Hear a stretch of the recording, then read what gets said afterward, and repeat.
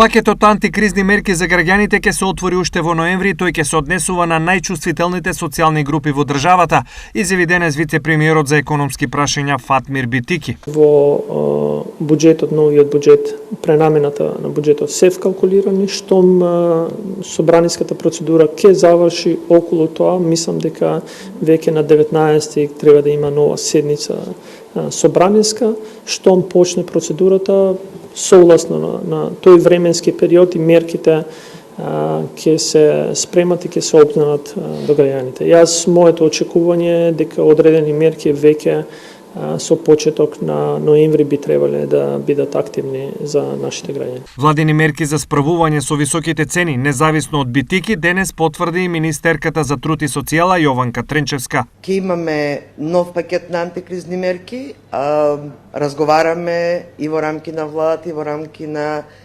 министрите од економскиот ресор за сето она што треба да го направиме за граѓаните особено во текот на зимскиот период сега што доаѓа, како да има повеќе приход особено во семејствата на ранливите категории на граѓани.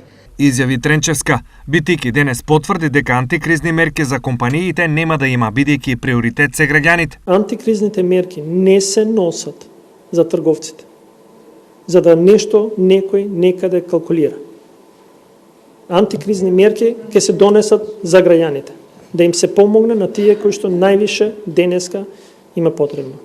Затоа што сакаме да се справиме со последиците, затоа што причините институционално ќе ги решаваме.